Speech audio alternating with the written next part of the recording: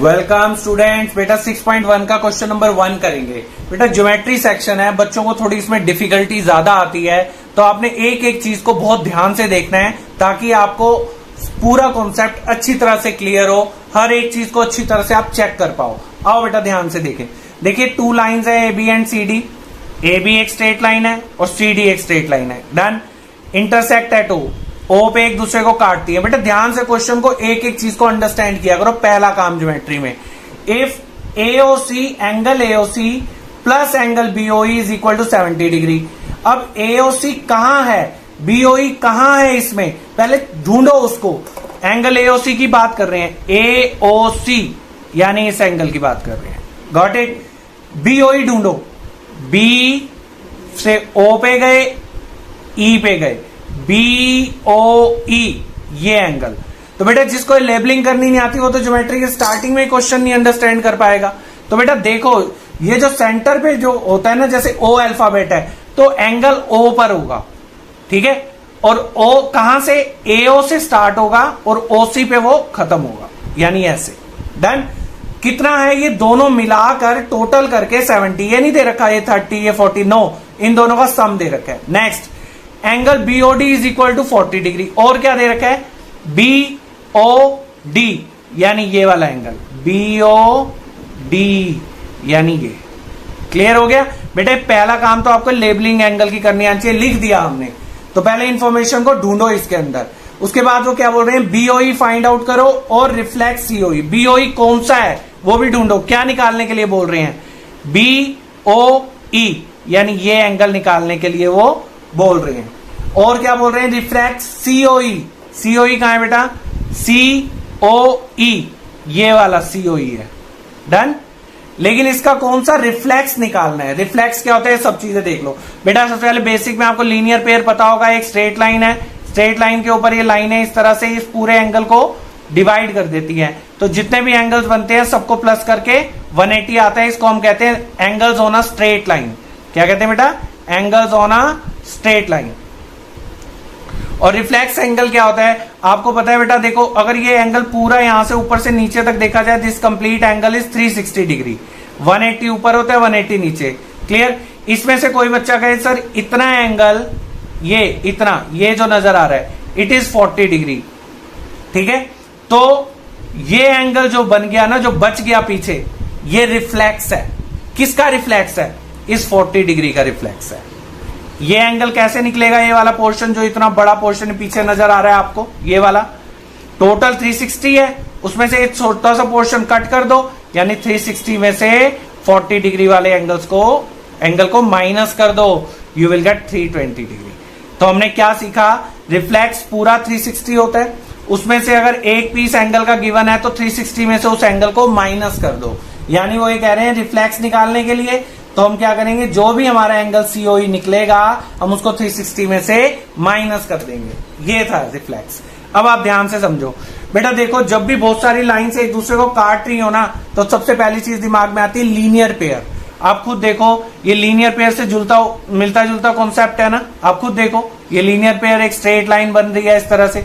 तो बेटा जब भी आपको कोई एनालिसिस करना हो, ए ओ बी जैसे एक स्ट्रेट लाइन है, बाकी फिगर को आप हाइड कर लिया करो ताकि आपको कंफ्यूजन ना हो। अब इसमें देखो ये एक एंगल बन रहा है, एक ये और एक ये, तीनों को प्लस करके 180 आएगा। अभी मैंने आपको बताया linear angles on a straight line. लिखो इस बात को कि भाई एओबी एक स्ट्रेट लाइन है ये वाली, इसीलिए इस पे लीनियर पेयर, ये एंगल प्लस ये लिखे एओसी, एंगल एओसी। और किसको प्लस करना है, ये बीच वाला एंगल सीओई प्लस और कौन सा, ईओबी। Got it. कितना बनता है बेटा ये, 180 डिग्री। रीजन लिखना जरूरी है ज्योमेट्री में, angles on a straight line. Clear बेटा। अब आप ध्यान दो, बीओई, अच्छा ईओबी बोलूं या बीओई बोलूं, एक ही बात होती है, ये भी पता होना चाहिए। अब ये देखो एओसी और बीओई को मिलाकर 70 डिग्री है। एओसी ये रहा, बीओई ये रहा, ये दोनों मिलाकर 70 है। इन दोनों को हटा दूं, उसकी जगह पे क्या लिख दूं, 70 लिख दें। हटा दिया, दोनों हटा दिए, ये भी हटाओ ये भी हटाओ, सिर्फ ये पड़ा रहने दो क्योंकि इसका तो हमें कोई सब्स्टिट्यूट नहीं मिला। Clear. Is equal to 180 degree. अब एंगल सीओई की वैल्यू कैसे निकलेगी? अब तो हो ही गया ना क्वेश्चन, 70 डिग्री वहां जाके माइनस का हो गया, कितना हो गया बेटा? 110 डिग्री। क्लियर? सीओई निकल गया।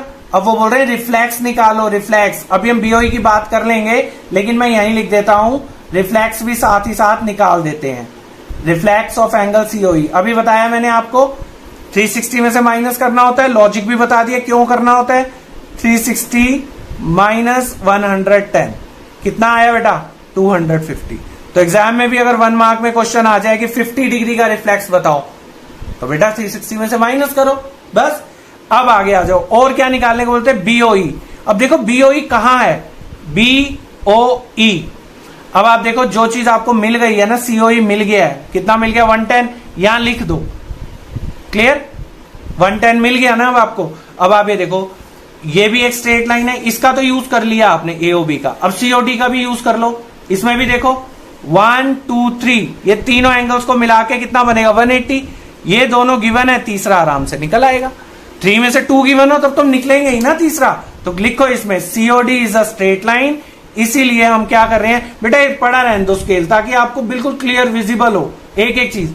सीओई, एंगल सीओई प्लस और कौन सा एंगल? ये वाला कौन सा है? ये जो क्वेश्चन मार्क लगा हुआ ईओबी या बीओई, एक ही बात है, प्लस बीओडी, एंगल बीओडी कितना बनना चाहिए? 180 डिग्री। रीजन नहीं लिखेंगे, नहीं लिखेंगे। Angles on a straight line. बहुत बच्चे तो रीजन लिखते ही नहीं है, मार्क्स कटते हैं इन सब चीजों के। ठीक है, अब आप देखो सीओई मिल चुका है आपको, कहां मिला? अभी निकाला तो था 110 डिग्री। बीओई, बीओई तो भाई निकालने के लिए तो मेहनत कर रहे हैं हम। बीओडी, बीओडी भी उन्होंने क्वेश्चन में दिया था 40 डिग्री। क्लियर है बेटा? Is equal to 180। बस 110 प्लस 140 150 हो गया, यानी एंगल बीओई के साथ 150 ये रहा, इज इक्वल टू 180 डिग्री। तो एंगल बीओई कितना हो गया बेटा? 180 minus 150, done, is equal to 30 degree. I hope बेटा टॉपिक क्लियर हुआ होगा। बाकी बेटा प्रैक्टिस है, ज्योमेट्री में तो कई तरह के क्वेश्चंस एग्जाम में बनाए जा सकते हैं, आते भी हैं।